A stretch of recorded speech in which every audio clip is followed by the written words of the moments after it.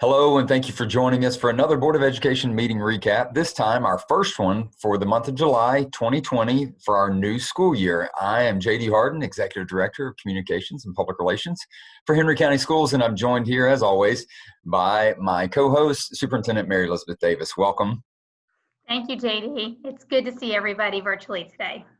Without a doubt, this new format that we've been able to utilize to bring to you all of the updates regarding action taken by our Board of Education during their monthly regularly scheduled meetings has really evolved, and we know it's a familiar format, and we're glad to be able to provide those updates for you because we feel that the work that our board does is vitally important, obviously, to the health of our community, through our school system.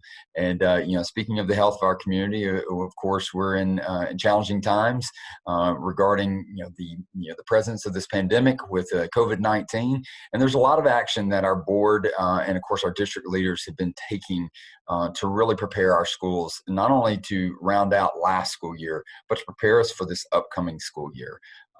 There have been a lot of tireless efforts that have gone in to making things as sound as possible for our families, for our students, and for our employees. And Mary Elizabeth, our board, and of course yourself and the district leadership team have really been working hard to provide what we know to be the options that families are going to need when coming back to school in this new school year. And our board heard a great presentation about that. That's right, JD. We spent a majority of our board meeting together walking through the layers of safety and preventative measures that the school system is prepared to take to responsibly reopen our school campuses. And I will say it's been quite a journey to get to our mid-July meeting, but we began this conversation of preparing for the reopening of schools back as early as April and then into May. And in May is when we announced our intent to provide families an option to choose whether returning to on-campus or registering for a remote learning environment would be their preferred way to start the school year. That has been scenario one, from which we have been really pouring our research, our benchmarking, our peer district collaboration into developing. But we have also had scenario two that was released in May and then further discussed in June, and that is the possibility that school can't start on time. And so we are in constant concert with our Department of Public Health officials who are really giving us the right insight into the responsibility we have to create safe and secure learning environments. And so we are really in the middle of that evaluation. But scenario one is where we spent a lot of our time talking to our board and public about the ways in which a responsible reopening of campuses can be evaluated. And I would highly recommend all of our families, all of our employees, and all of our community stakeholders tune in to that portion of the Board of Education meeting to get a very comprehensive look as to the process that has driven recommendations for our start to a school year. That being said, JD, that's where we are today. But information in this era is changing daily. And because it's changing daily, our assessment and reassessment of what is most responsible is constant. And so it's in the coming days and weeks, we ask that families complete their opt-in selections. And with that information, we will be prepared to make a sound decision of our on-time reopening of campuses or whether we lean on scenario two and consider a delayed start time for those reopening of our school campuses. Either way, JD, we talked about this. Every industry, no matter what industry one is associated with, every industry right now is considering what needs to be taken, what measures need to be in place in order to resume a level of accessibility by stakeholders. And we are taking that responsibility seriously because we know the instrumental asset and access to a public education plays in every community, particularly ours here in Henry County. So JD, I think that there's really a lot more detail to examine, but it would be best done by viewing that board meeting conversation that occurred at the board meeting. That's right. You know, it took up the bulk of our study session, which was the first part of our board meetings that we have each month. And we would encourage you, we're going to provide a few clips for you during our recap right now, so you can hear some of the dialogue that was had and shared with our board members, but also maybe some of the questions that our board members asked. But you can watch it in its entirety through our Back to School website that's found on our main district website. We've got a lot of information. There have been hours upon hours upon hours spent developing this website with as much information as we can possibly provide for you, but also the details and plans that go behind that information. So many people have poured a lot of energy and effort into making this possible for our district to feel comfortable. And Mary Elizabeth, we had some of our district health officials also share with us that our plan was probably one of the most comprehensive and responsive plans that they've seen of school districts in the state that they've examined. Is that correct? Yes, that is correct. And honestly, there's a real urgency to evaluate what are those preventative measures that are doable, they're practical, they're replicable across all 51 of our campuses, and they're affordable. And so really pouring a lot of insight and research in partnership with health officials into a responsible reopening is what we're called to do right now. I acknowledge, however, the conditions constantly change and we'll be reassessing. But right now we do have a good body of work for examination and for real consideration for our community. And really that is the season that we are in, and certainly July is always full of a lot of emotions. This July has to be full of a lot of very heavy emotions, and so this has been a heart-wrenching period of time while simultaneously working to look forward to the future. So let's take a look at some of the comments and some of the information that was shared during a portion of that presentation on July 13th. Thank you, Madam Vice Chair, members of the board. I'd like to invite Dr. Greg Benton to the podium. He is going to anchor a rather, I'm going to say comprehensive presentation that's been prepared for the Board of Education related to our Back to School 2020 responsible reopening plans. The Back to School Steering Committee was formed to facilitate the Back to School plans for the 2021 school year. It is important to note the work of the 6-member steering committee, working team captains, and team members is founded on the board's core beliefs and commitments. More specifically, our belief that family and community involvement is critical to student success, and all school environments should be supportive, safe, and secure. We continued under the spirit of ensuring that our final recommendations and outputs were founded in principles of factual data from official sources such as the Department of Public Health, the American Academy of Pediatrics, and the Georgia Department of Education's Path to Recovery Plan, which really served as the primary governance source. We further recognize how this body of work impacts the lives of our students, our parents, and employees, and we remain steadfast that the options offered for our families and the information being provided strikes a balance with our core beliefs and commitments of academic excellence while recognizing the needs of our families. Now I'll defer to Ms. Caitlin Sims, Senior Director of School Support, who will share more details about the operating definitions of our school working teams. The back-to-school planning work was organized into 7 working teams. Each team had cross-divisional captains and a steering committee liaison. Each team was assigned an area of focus, which included 1, staffing, scheduling, and student return, 2, safe, healthy, and inclusive environment, 3, learning, recovery, and adjusted pacing with aligned resources, 4, professional development for employees, 5, policy and legal updates, 6, parent resources, and 7, communications strategy. Now I'll pass to Erica Harrison-Arnold, Executive Director of Legal Compliance, to share how we have rooted our work in research. Henry County Schools is not alone in this very important work of redefining what school will look like during this COVID-19 pandemic, as you all know. We were among the 212 school districts in the state of Georgia who closed nearly 126 days ago when public health officials were just beginning to figure out and understand the coronavirus pandemic. The steering committee and our working teams took very seriously the charge of basing all of our recommendations in research and authoritative guidance. Each week since early June, we have identified, shared, and read articles, journals, to ensure that we were putting forth the very best recommendations. While we looked at research within the education sector, we also grounded our work on the qualitative research that came from our parents and our community. Jadon McCarthy, Strategic Executive in the Policy Planning and Systems Development Department, will now overview our approach to community engagement. As Dr. Benton, who opened this presentation, mentioned, one of Henry County Schools' core beliefs is that we believe family and community involvement is critical to student success.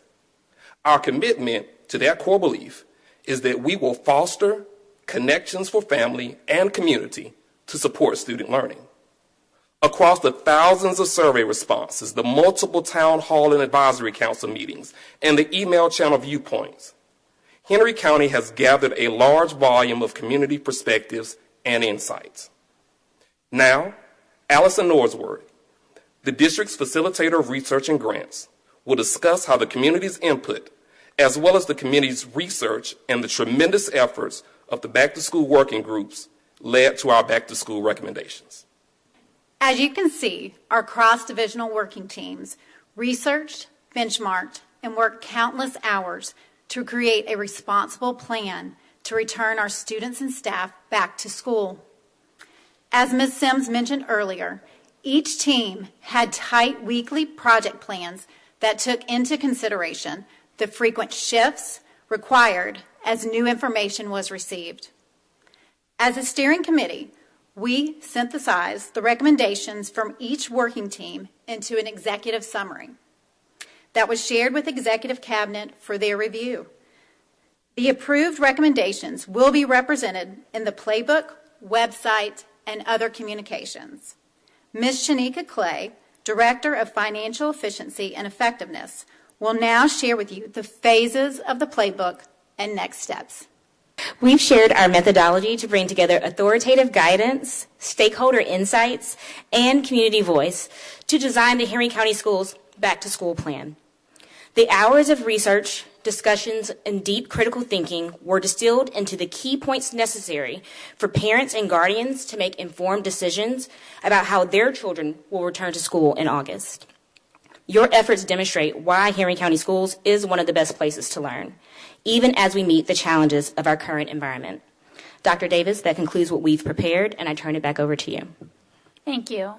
And if I could just take this moment and publicly acknowledge Greg Benton, Caitlin Sims, Erica Harrison-Arnold, Allison Norsworthy, Jadon McCarthy, and Shanika Clay. Sleepless nights is an understatement from what you undertook. And as you were each introduced, your actual title, reflecting that you actually have other job responsibilities, was also reflected. And so I do want to publicly thank you, the captains that you worked directly with, the 7 working teams that you developed, the sub-advisories that you developed, and the comprehensive examination of how to be responsible in this season as a public school entity for this community. It is really remarkable, and I'm incredibly proud of the intellectual skill, the perseverance, and really the responsiveness that this team demonstrated and modeled for our entire community. A commendable job, well done.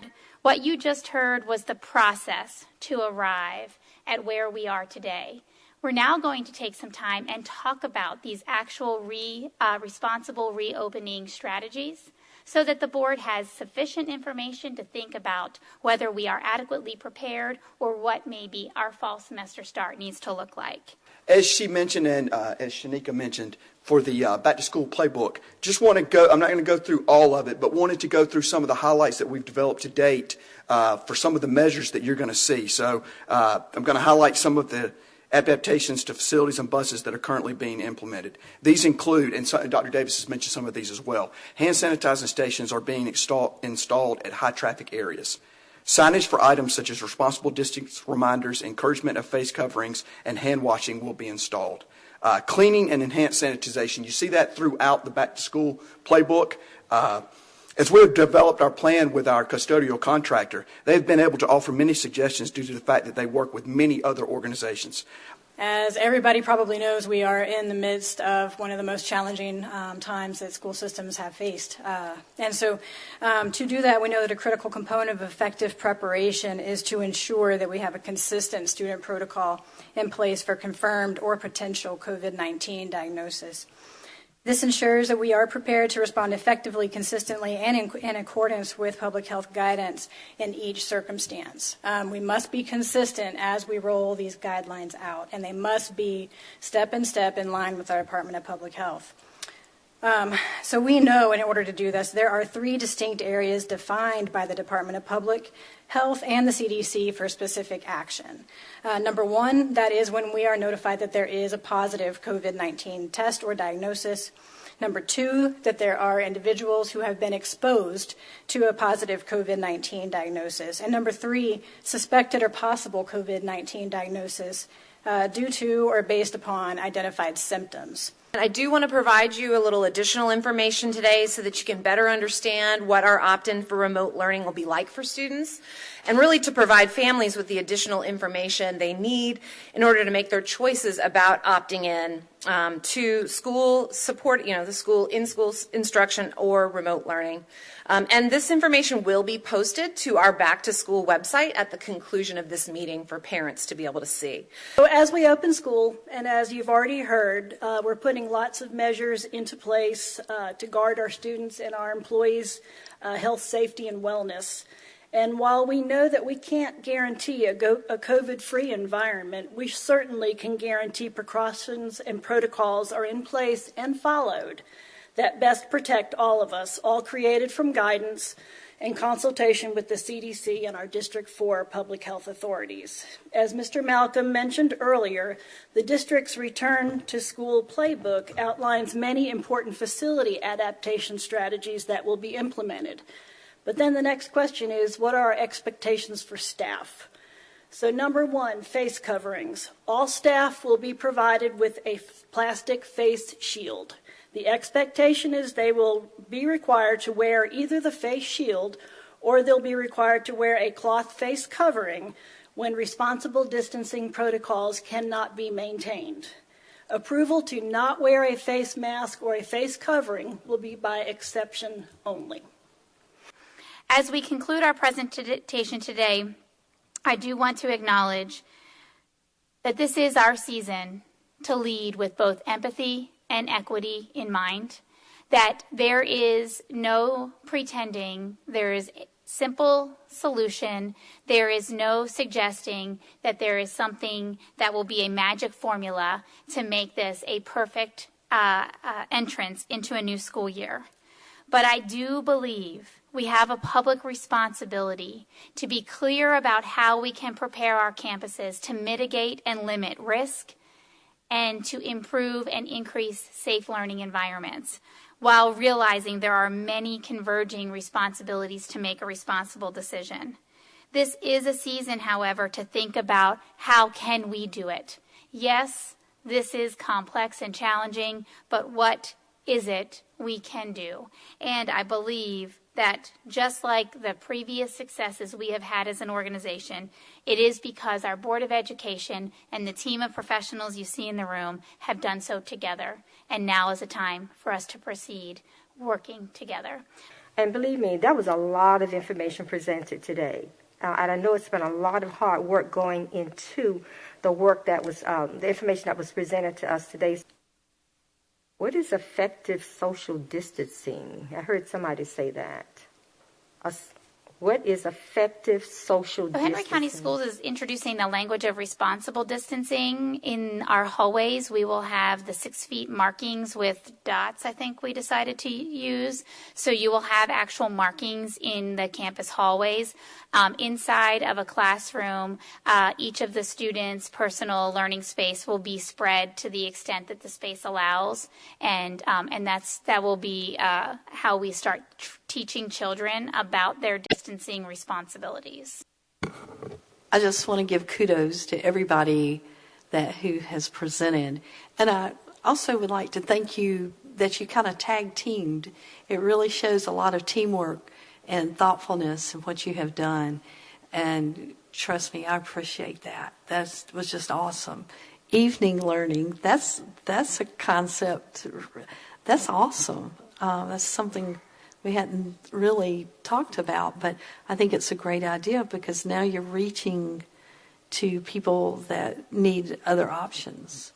As of right now, the recommendation is a K-5 model, and it really came out of the many forums of conversations that we've had where we heard families and educators talk about the possibility to pursue remote learning if there could be an opportunity to work with their child in non-traditional hours.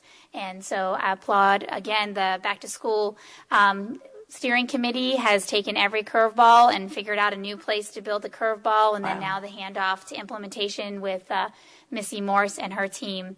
I think it's going to be a really interesting way to respond to an opportunity to make remote learning an equitable and high-quality learning experience for our families. I am also just blown away at the work that has gone into that. The detail and the research-based I'm blown away, and I'm so thankful to be a part of this team and for your leadership. It's really phenomenal. And I also want to acknowledge the extra man hours that are ahead of us, ahead of you, to implement all of these things. Though that does not go unnoticed, the extra work that I know you all will put in to ensure that our students and our staff are taken care of. So thank you so much in advance.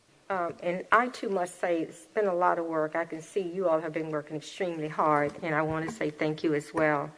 And I certainly hope all of this planning will ease the parents' minds, set them at ease for sending their children back to school for face-to-face instructions, because we all know that that's the best way to learn is by face-to-face instructions.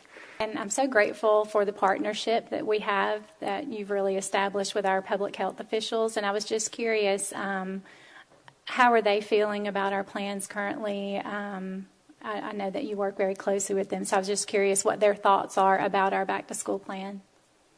Yeah, actually this morning I did participate and the Governor Kemp and Superintendent Richard Woods, along with Dr. Toomey, the State Director of Public Health, had a phone conference with superintendents only. And in that conversation, first and foremost, there is a recognition that the safest and healthiest place for kids is to coordinate this responsible reopening of schools. There is not going to be a perfect moment in time that there is an absence of any risk to reopen a public facility. And I think as we sit here in this organization, we want the board to feel incredibly informed of the comprehensive effort to completely restructure, remodel, and redesign school campuses, movement in schools, and learning experiences. So many of our behaviors will change. We know those risks, and yet we are walking into unknown risks. And that is a very difficult position to be in. But this is a moment where the role public education plays in the lives of young people and families cannot be understated, and the responsibility to think about walking toward a safe, cautious, tempered reopening has to be all of our work together. And yet, we all know, sitting in this room, sleepless nights around the clock, that we will convene as a Board of Education and determine whether August 3rd is the right date, or will there be new and more information that is yet to follow. And we will stay attuned to that, and we are ready to pivot. And if we have shown our community nothing, hopefully we have shown our readiness to be very responsive when information changes. Just the amount of time spent in research by every member of the staff is just so encouraging to me as a board member, that I believe when the time comes and when we do have to make that decision about what our plan ultimately is going to be, I feel that at this time we are so well informed, and I appreciate that you are continuing to look at this, as you said earlier, on an hourly basis at times. And I think that is so important because the information does change, it seems, that quickly. So as you can see, a lot of great information, but there's still a lot more that we feel that you should take a look at. And again, you can find that on our Back to School website or webpage that is part of our district website.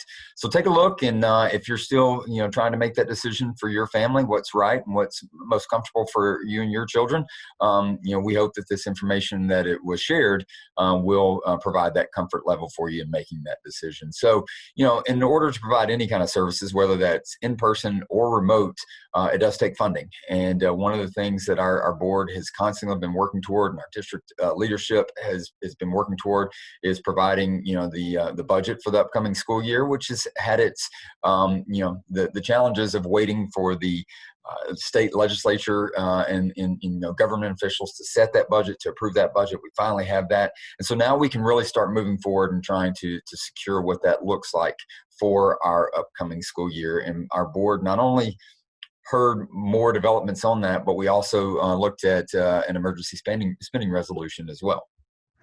That's right. So we received our state revenue figures just before July 1st, and now have had just that short period of time to examine the impact that the shortfall of state revenue will play in our preparations for the new school year. As a result, our Board of Education approved a 1-month extension of our emergency spending resolution, which really will allow us to spend 1/12 again of our total operating budget. And we will bring a tentative budget that now reflects actual revenue numbers at our August 10th board meeting. Seek to adopt a tentative budget at that time and move toward a final budget adoption at the end of August. And that's really where we stand. It's a stable position that we stand in, but one that will require a bit of attention as we examine our services and evaluate how to manage our revenue shortfalls like every other district in the country. Our board has really been, one of their, source of pride, and of course it's one of their main responsibilities is the adoption of a budget, and they do not take lightly the responsibility that comes with taxpayer funds. And they have done a great job of navigating the Henry County school system through now pandemics, but also recessions that occurred prior to pandemics. So they've got a lot of experience, that sits, with the 5 members on that on the school board, and we're thankful for their leadership and making sure that our teachers are taken care of, all employees, as well as our students, and making sure that focus is in the classroom. And the results are proving that. So moving on from there, we did have the opportunity to hear our last set of policy recommendations as part of this comprehensive policy review. Dr. Carl Knowlton, a fixture over the past several months as he's brought these recommendations before the board, brought his last set before the board for their consideration, before next month finally having the board to take action on the last set of recommendations. It's really the culmination of several months of a lot of really important work for our board as it pertains to policy. Yeah, just keeping in mind, JD, that the key role that the Board of Education plays is the passing a final balanced budget. It's also ensuring stability of an organization through policy development. This comprehensive policy review is important because we were able to really put our fingers on every single policy that serves as the infrastructure of how we do business as an organization and how we ensure that there is a high quality learning experience for every child in every classroom and remote classroom in every one of our schools.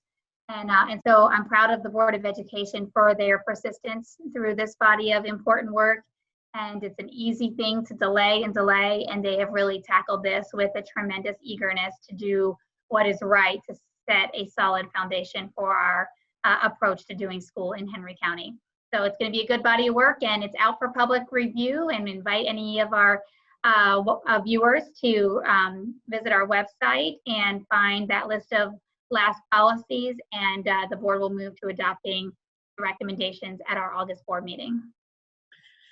So much of what we're dealing with, as a school system, as an organization right now, really centers on the here and now, as it should be, with dealing with pandemic and COVID-19, and making sure that we have options for our families as we start the new school year.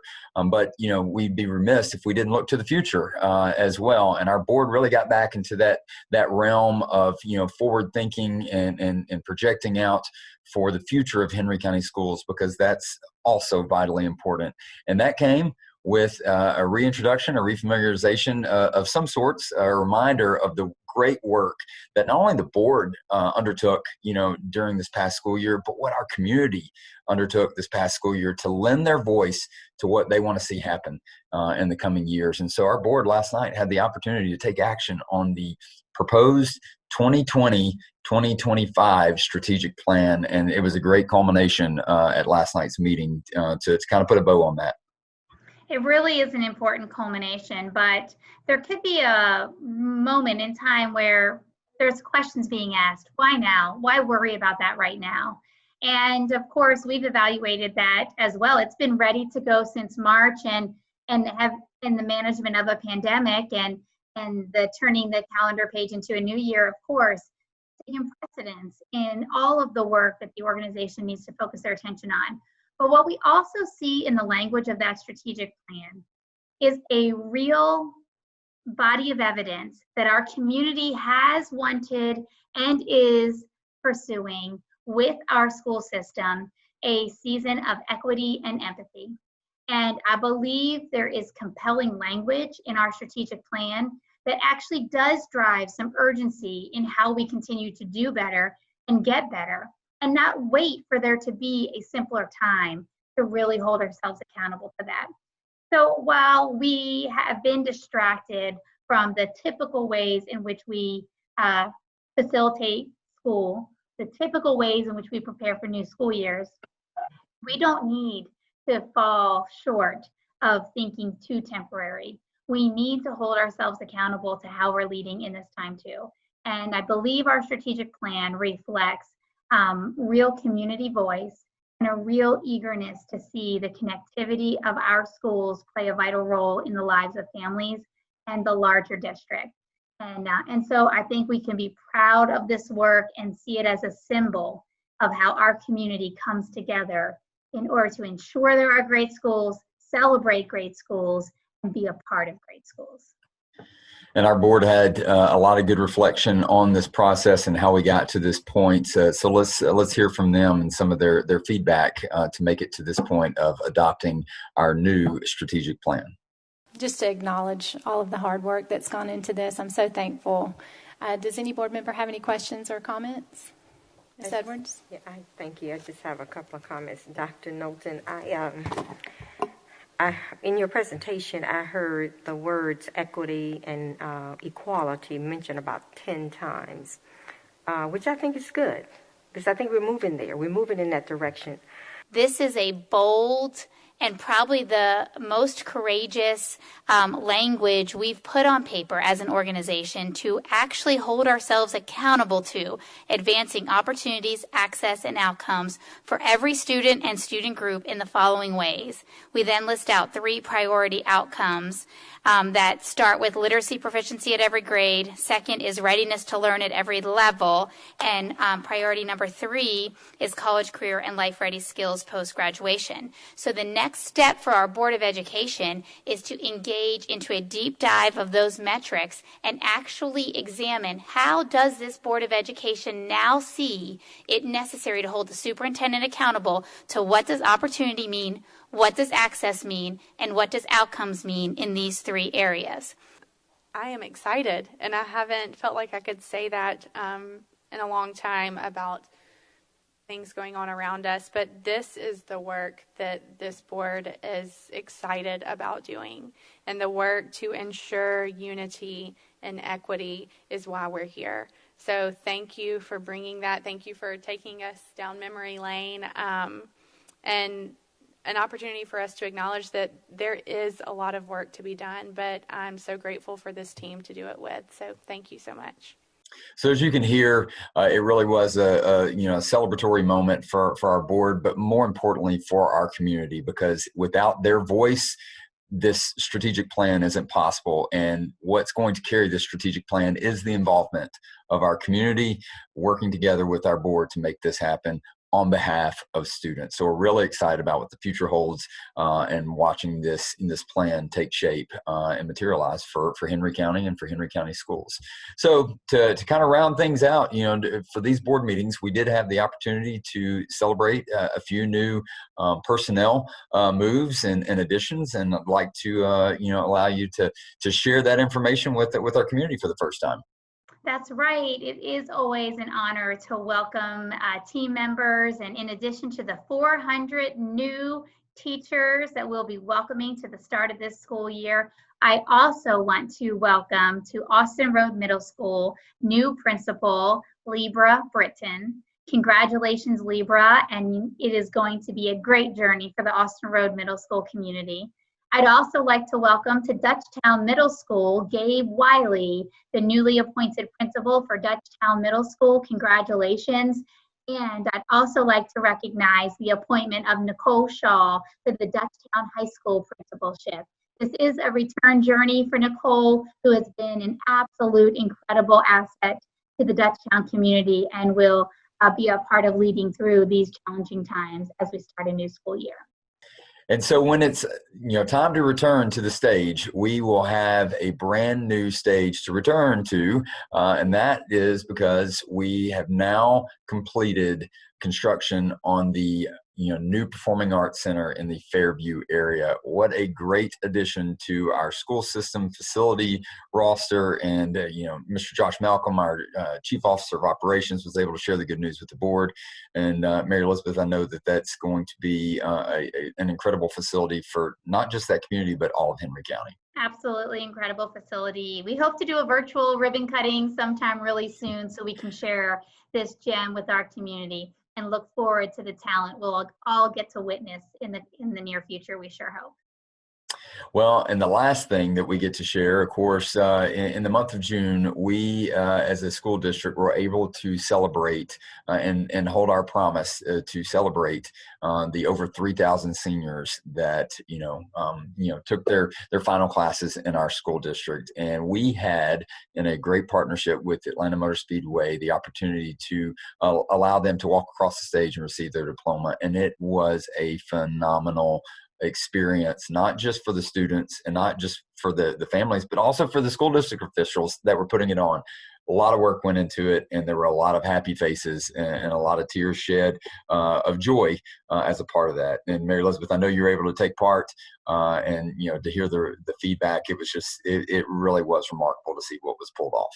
Yeah, we do need to start by thanking Atlanta Motor Speedway for making graduations a reality. And I believe not only one of the only districts that have been able to pull that off, but many districts came to then view how we were doing graduations in hopes that they might be able to replicate in partnership with Atlanta Motor Speedway. So thankful for that key community partner. And then what I think was most inspiring and really moving were the words of our recent graduates that took the stage, the podium, and the mic to challenge us to be building a better future together. It was chilling, and it was just what we had hoped we'd get to witness. Our class of 2020 in the right moment, at the right time, and we believe they always have been and they always will be. So our best wishes continue to be shared with our class of 2020 seniors. The 2020 commencement for the graduating class of Dutchtown High School. For Eagles Landing High School. For Hampton High School. Size of Locust Grove High School. McDonough High School. Vola High School. And Stockbridge High School. Introducing Unigrove High School's Woodland High School. To the 2020 Luella High School commencement exercises.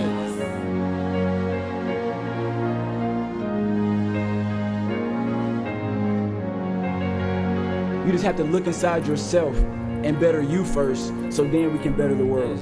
To break barriers. In a time such as this, we don't have to make each other feel inferior or isolated by things such as the color of your skin, the race, or the stereotypes that have to do with anything that you are perceived as. And in the final words of Mr. Freeman, remember to do it with the unity, grit, helpfulness, and self-respect, as that is the Wolverine way. And that history textbook that in the end it says, but we won! Thank you, class of 2020. I love you all. Destiny Lee Brewster, Kentrell Dion Brooks, Caleb Seth Holcomb, Winston Tate Reese,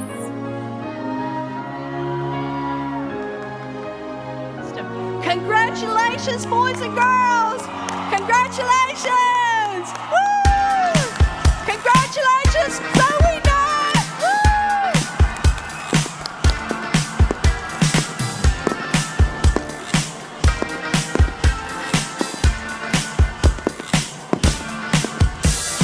Mirror, mirror on the wall, don't say it 'cause I know I'm cute. Oh, baby, Louis down to my drawers, LV all on my shoes.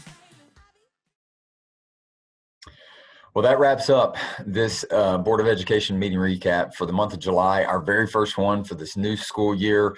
The next time we're joining you, we will more than likely have started school at that point.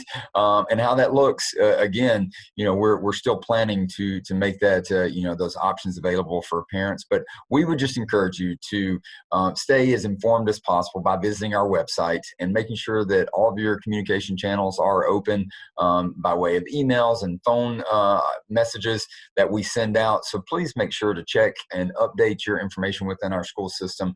Check with your schools if you need some assistance with that, so we can keep you as informed as possible about all the things that are happening and changing quite rapidly, actually, as we move into this new school year. We know and we recognize that this school year is going to be a little bit different, and that's not lost on us, and we're working hard to make sure that you're as knowledgeable and comfortable as possible with the information that we can provide for you. So on behalf of our school district, we thank you for tuning in.